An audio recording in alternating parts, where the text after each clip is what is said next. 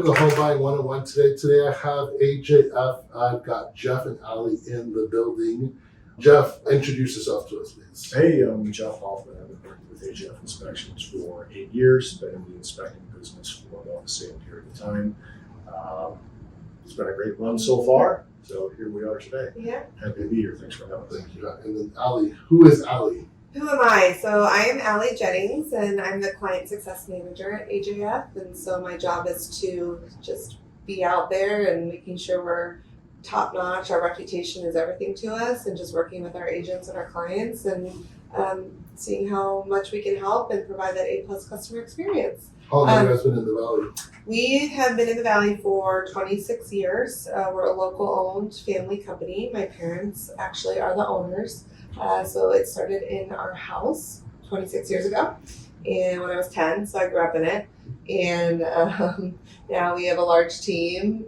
What are we at? I think 15 inspectors. 15 full-time inspectors. We service all of Maricopa County, south to Casa Grande and Florence, and then we go up north to Prescott, Sedona, Flagstaff, and the surrounding areas, and then parts of the White Mountains. So super proud of where we started and who we are, and we just try to provide that seamless customer experience from scheduling to post-inspection completion, because we know that buying home is, for most people, the biggest investment that they're going to make, and so we just want to provide that professional, non-alarming, factual information about the home that they're purchasing.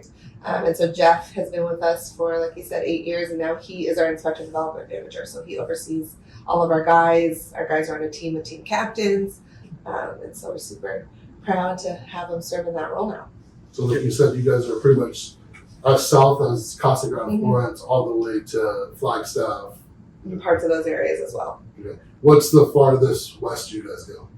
You guys go out to Kingman, or is that too far? Too far. Not yet. I mean, who knows? One day we don't have anything in the works, but you never know. You'll find. Maybe you'll find. If there's an inspector listening and they want to learn more about us, give us a call. Yeah, in the Kingman area. Why not? So of course, every week we start off with just kind of the statistics of where the market is. So this week we've got about 15,000 active listings, which is about 254 listings lower than last week. Coming soon, we have about 593 listings coming. Pending, we have about 9,618, so that's up 192 from last week. Median listing price is $485, and median sold price is $435, with about 72 days on the market. So let's go over to our lender of the week just to see what that looks like on a monthly basis. Good afternoon. I'm Scott Modier with OnPoint Financial, and I've been brought in today to give you an update on where the current interest rate market is heading. So I put together today some purchase scenarios on a primary residence with a borrower carrying a 740 FICO score with minimum down payment of 3 to 5%. So on your standard conventional 30-year fixed, we would be running at approximately 6.875 and a $2,715 a month payment. On your Home Ready, Home Possible products, we're running about an eighth lower at 6.75 and approximately $2,680 in P&I. FHA gets you as low as 6% interest with a $2,417 payment, and VA just above that at 6 1/8 for $2,510. Now, interest rates are ever evolving. They change daily, hourly, weekly. If you would like a quote on your exact scenario, please give me a call at 480-226-0838, and we'll take care of it from there. Thank you. Thank you, Scott, for those numbers. So let me ask you guys kind of like the first question. I've always wondered this. Can you kind of walk me through the home inspection process? Like from start to finish, what does that look like? Because I know pretty much everyone that shows up, it's an hour and a half after you guys have already done everything. And it's just, here's your binder, here's your report, these are our concerns. So can you, Jeff especially, I guess, can you walk us through what the process looks like before a client shows up? You walk in and kind of how do you start the process of inspecting a home? Yeah, I mean, once we arrive and we gain entry, we typically get ourselves set up. Most of the guys will set up in the kitchen and do a quick walk through the house, just kind of get the feel, lay of the land, understand what the items are, etc. Everybody has a little bit different routine, but the consistency in the routine is what makes them good inspectors, just to stay consistent in that process, make sure you don't miss anything as you're going through. But most of us will start at the exterior and go through. We're looking at your wall cladding, whether it's stucco or wood or brick, whatever it might be, making sure that's all in good condition, no holes, gaps, wouldn't have holes or anything like that. We're checking for exterior windows, looking at any penetrations in the home, like windows or anything coming out of the stucco, making sure that's all tight, hose grabs, gas lines, etc. Making sure everything's tight at the exterior.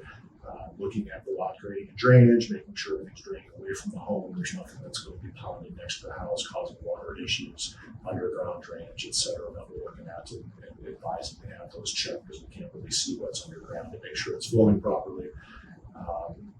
Looking at your roof, if we can walk the roof, concrete tile roofs, shingle roofs, flat roofs, we can walk those roofs. Different types of roofs like a sand cast tile or a clay tile, we can't walk those or do damage to those. So most of those are going to get viewed either from the ladder's edge, or if it's a two-story that we can't access, we'll do that with binoculars or drones. So we're checking the roof, we're going to look at the underlayment, we're going to try to age it based on our experience. We're not going to be exactly dead on, but we're going to try to get a ballpark of where it's at and give you a general idea of what the condition is there as well. Internally, we're going to check every outlet we can get to, every light switch we can get to. We're looking at interior walls and ceilings for any evidence of leaks, moisture penetration. We're checking all your major mechanicals for HVAC. We're going to run that through its paces. Again, we are generalists, so we're not dismantling items or anything like that. The inspection process itself is a visual inspection based on the conditions that day. So if there's a lot of possessions in the home and I can't access areas, then I can't access areas. We can't move possessions for liability reasons, etc. We're going to run, like I said, run all the HVACs, make sure they have proper temperature splits, which is a difference in intake temperatures versus output temperatures. Make sure the heat's working as well. Checking all of your plumbing, looking for any leaks under sinks, proper functions on the faucets, showers, toilets. It's really a pretty thorough inspection through all of it. So while we do find minor things like drippy faucets and drains and outlets that don't work, we're always going to see that stuff. There's the important aspects of, hey, your roof appears to be 20 plus years old. You may want to have a roof reevaluate that. Average life expectancy is going to be give or take around 20 years, depending on the type of roof you're dealing with. So that's going to be an important aspect. How old's the HVAC? Is it functioning properly? Is it functioning at all? Water heater's the same thing. Any evidence of leakage, is that 10 years or more? What kind of plumbing do I have? Is it going to be some good copper stuff or current day plastic with PEX or polybutylene from back in the 90s and earlier? That could be a potential issue as well. So we're looking for all that stuff. There are things that fall outside of the scope of the inspection that people might think is going to be inside the scope. Things like irrigation, we don't look at irrigation. That's going to be outside the scope. But if I see a giant puddle of water in your backyard and it hasn't rained in weeks, I'm going to tell you probably have an irrigation leak and you might want to look at it. Am I going to test the irrigation? We're not going to test the irrigation. That's going to be outside the scope for us. So there are things that fall outside the scope, but it is generally speaking a very thorough inspection of all your major mechanicals through the house. The roof, we're going to get into the attic. We're going to check all the accessible outlets, all the accessible lights. We're running all of your appliances as far as built-ins go, with the dishwasher, the microwave. We're checking the range. We're checking the refrigerator. So it goes through all of it, and then once we're complete, we get everything together on the report. We typically have you gather together with us at the end and kind of go through the report, through the findings that we came across, and let the client know what we're seeing and let them ask any questions they might have. And it just gives them a really good window into what the condition of that home is to know whether it's going to be a good investment for them or not. Absolutely. And I think too, one thing to remember is that the home inspection isn't necessarily a to-do list for the seller, but it's really to get an overall sense of that home they're buying. And so there's always positives to a house and some things that, we can point out even where your, shut-offs are to the water or just different things so that the homeowner feels educated about it.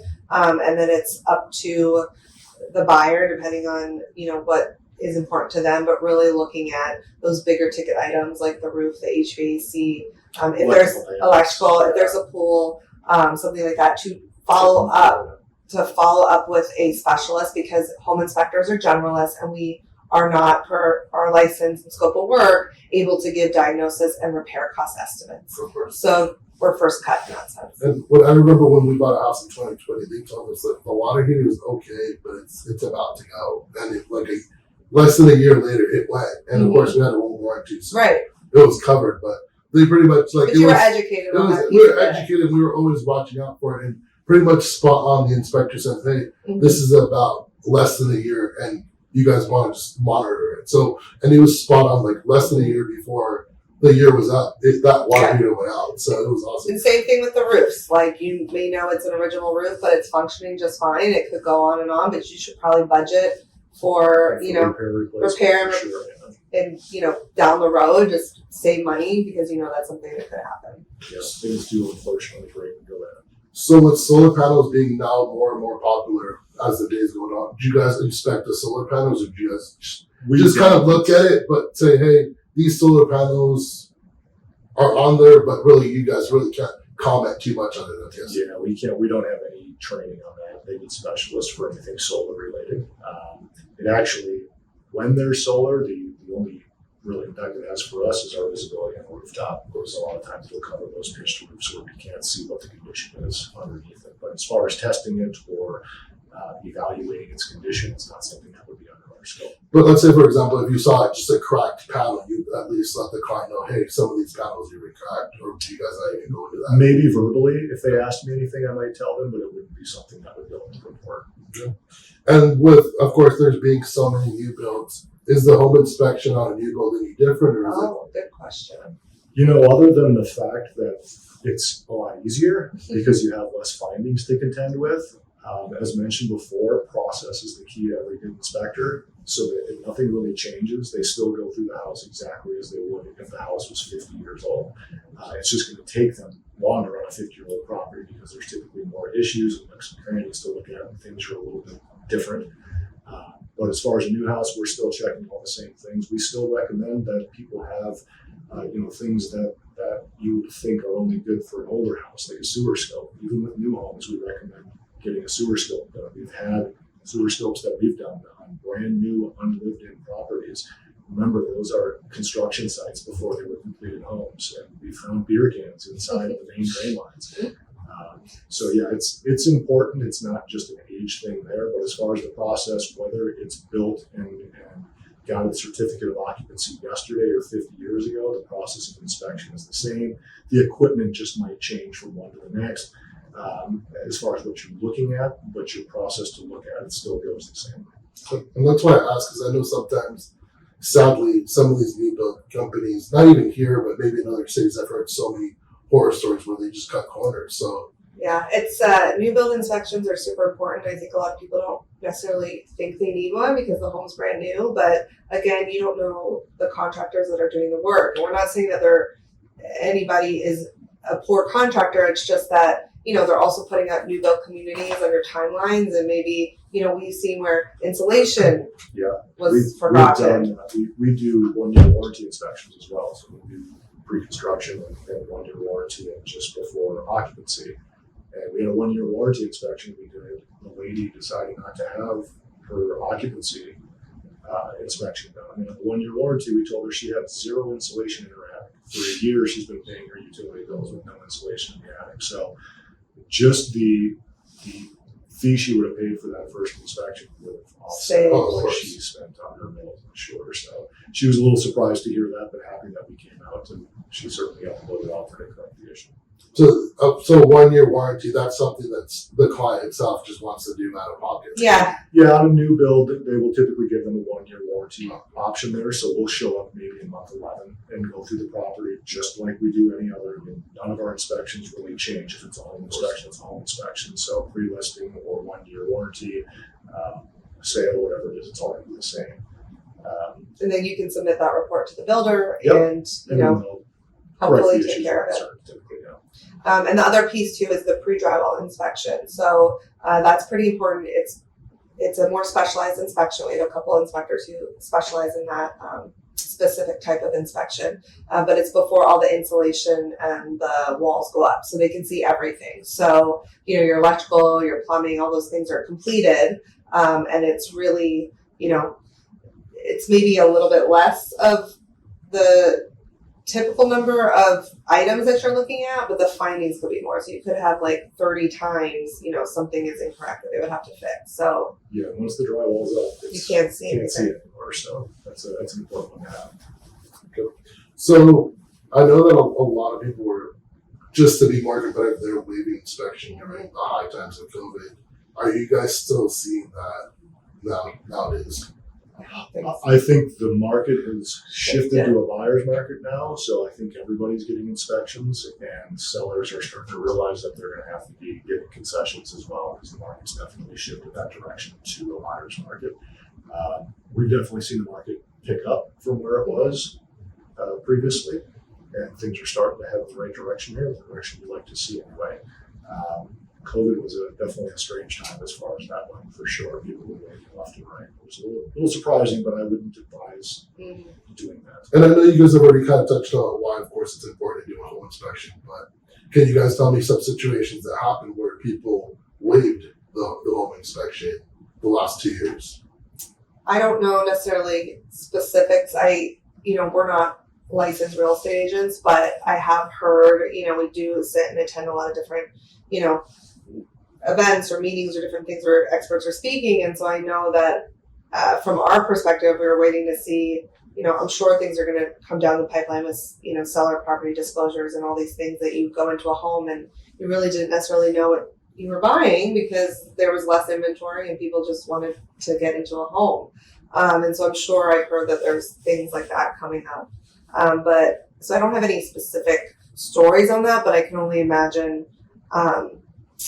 certain situations where they just really had no idea of the condition. And then you go in there and, you don't necessarily, you didn't do your due diligence to make sure what you were buying is comfortable for you. Because we're not here to tell you with any home inspection that, people have asked us like, oh, well, how did this pass inspection? I'm like, we don't fail or approve it. That's not our job. You guys just disclose the facts. It's just Correct. a visual inspection of your conditions that day. Yeah. And so if you know that you have the funds saved up and you're ready to do a full-on remodel and you're going to be tearing things down, okay, great. So that, a lot of those aren't necessarily material facts to you. But if you're a first-time home buyer and you have limited money and you're putting all this money down for a down payment and you don't have that much room to sit and have an older home with, maybe an older HVAC or roof or things like that, that could be material information that you need to know to plan and make your best financial decision. So we don't judge that. That's just up to you. But you should always have a home inspection. Yeah. Highly recommend. So, of course, like you said, you mentioned termite and sewer scope. Can you go a little into detail about, I know that we talked about before we got on there that you guys, that's part of one of the added services you guys provide. Mm-hmm. So can you, I guess, just touch on why it's important to do a termite and a sewer scope, and if there's any other services that you guys think are important when doing home inspection, just to kind of get the full scope of everything. Totally, and I'll preface to let you know that not all inspection companies are created equal or the same. I mean, home inspectors are licensed home inspectors by the Arizona Board of Technical Registration, and then it's up to them to possibly add on these additional services. So we offer termite, and you can touch on some of those. Yeah, we probably do 90% of the inspections we do for home have termite involved as well, which is good because we are, we're getting deep into attics a lot of times, or at least getting up into attics where oftentimes termite inspectors aren't necessarily getting there, or there's areas of the HVAC where you might have venting underground, and we're pulling filters and such to look in these areas where termite inspectors aren't always doing that. And these are fairly common areas, at least underneath the HVAC, where you can find termites, see termite tubes and evidence of termites. They're pretty prevalent.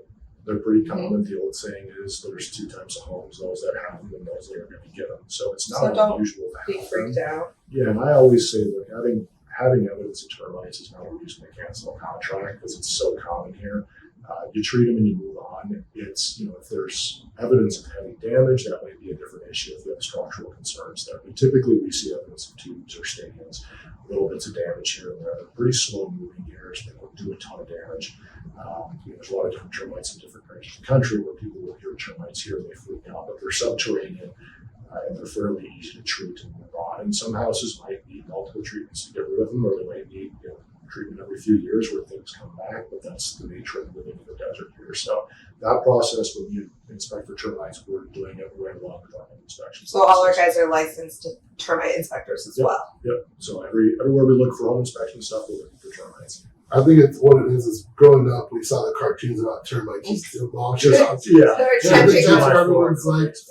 Uh-huh. Exactly. So with that question, so let's say for example you do need to get it treated before you move into the house. How often should someone probably treat the house for termites? You As treat a as needed. So really only if there's evidence. So termites. So if there's evidence and you do the treatment before, you might not have to do a treatment ever again, or maybe check every 10 years maybe? Potentially, the recommendation we always make is to inspect annually and just treat as needed. So if we inspect a property, we'll inspect the property, and if no termites, no evidence of termites are present at all, you get a 1-year warranty on that. If termites were to pop up over that 12-month period, we'll come back and we'll spot treat the area where they've popped up. If nothing pops up over that year, you can renew that warranty. Just have an inspector come out, re-inspect, renew the warranty, and move on. So that would really be the guideline for it. There's no need to treat unless you have actual termites, because the treatment isn't cheap. It could run, depending on the size of your home, anywhere from $250 on to over $1,000 or more if you're in a larger home. So inspect annually, treat as needed, and you should be fine. Yeah. What about source scope? Sewer scope, we definitely recommend, again, regardless of age. Certainly, if you are an older home and you've got maybe cast iron or something like that, it would definitely be advised. As mentioned, with newer homes, we do find issues. So regardless of age, I would say it's an important one. The thing being, this is something for less than $250. You can get peace of mind on something that could cost you tens of thousands of dollars to repair, depending upon where the issue is. If you get a sewer scope done and there's a crack in your sewer pipe that's in the front yard, that's a lot easier to dig that hole than if he says, oh, it's below your kitchen island. Now we got to pull up cabinets, we got to pull up any tile, we got to cut through concrete, we got to dig the hole and get to the actual breach, and then we got to fix it. So that's got a lot more expense to it. For $250, somebody can tell you, hey, you're in good shape before you own it, or they can tell you you got a $10,000 repair below your kitchen island. Well worth its money, I think. And there's oftentimes there are other issues that can pop up that are easily serviced. Things like bellies in the line where the line kind of dips. Maybe the earth wasn't compacted properly, so the drain line dips a little bit, which allows debris and water to accumulate in the stand. And that stuff can usually be accomplished or taken care of by getting a sewer jetting done or something like that. So it's not always major repairs, but at least gives you an idea of things that maybe you have to service and maintain over time as well. Again, for $250 to have that peace of mind and know that everything's in good shape, I think is well worth the effort for it and be highly advised. We also do mold and radon too. If we're doing a home inspection and we see something that looks like mold, it's not under our scope to comment or put it in the report, but at AJF we do just as a courtesy to tell you, hey, this might be mold, and we just recommend for an evaluation by an environmental specialist to verify whether it is or not. If they want a mold test done, we can accommodate that with mold samples that we do. We'll do air samples through the house. We'll be doing an outside base sample, and then we do one sample for 1,000 square feet of the interior of the home in various areas of the house. And then that gets sent to a lab, and we usually have answers or response back in about 72 hours on that. For the radon, we leave a small device in the home, a monitor in the home for 48 hours. It gives us what the levels of the radon might be in the home if there are elevated levels there. And there is some myths on radon that it's not in the valley, it's only in the Midwest, it only affects homes or basements, which is all inaccurate. It can really be anywhere. You can't tell unless you test. It comes up through the soil, it can get through cracks in your foundation and come up into the house. So there can be high levels, again, similar to termite. High levels of radon is not necessarily a reason to kill a contract. You can get radon mitigation installed for probably a few $1,000s on the high end and move on and be fine. And it's not going to be high elevated levels in your home anymore. So there are ways to combat that as well. But we are seeing more testing of that where people are having that done as well. We do see it at high levels in different areas of the valley, so it's not completely unusual. I won't say it's highly common, but it's not unusual to see it. So, Allie, let me ask you one. A realtor reaches out to you guys to schedule an inspection. Do you guys kind of go through the other services you guys provide just to make sure that, hey, we also provide these services. Would you be interested, since we're already sending an inspector out? Totally. Yeah, so we have a scheduling team and we're open 7 days a week. Somebody from our team is answering the phone to schedule or answer any questions. And so we try to be pretty efficient and systematic when we're setting you up for scheduling because, like I said, our goal is to provide, A+ service always from scheduling to inspection completion. So our team will ask if, they haven't necessarily added on certain inspection services and just double check that they, do they want termite, radon, mold, and then this main sewer line inspection. We're not sitting here, upselling and saying, hey, everybody has to have it, but we want, the client consumer to know that these are options. And so whatever you feel it's your money, whatever you feel is important and pertinent to you, you have the option to add it on. And then of course, answer questions as we go. Yeah, pretty much whatever gives the client the most peace of mind. Peace of mind. That's the goal, is what provides you the most peace of mind. This is your investment. And so, what is your guys' turnaround time right now from the moment someone calls and says, hey, I need a home inspection on this property? I mean, typically our goal is within 48 hours, but it also just depends on, square footage and age of the home. So we do luxury homes. We've done some of the biggest luxury homes in the valley that we're proud of as well. And so, if you're calling me for a larger property, it may be a little bit longer just because sometimes we need a couple inspectors on that property, or we have a commercial division as well. So, depending on what that is, how many guys. But our goal is, within a few days. Yep, awesome. So I've always wondered this just based off of our side. So let's say, for example, you guys do home inspection and then 6 months later, something happens and the client, of course, is always, it's never their fault. So they turn around and say, hey, this was misstated on my home inspection. Kind of how do you guys, what's the process there? Could they actually come after you guys? What happens there, I guess? I think first and foremost, the hope would be that they contact us first.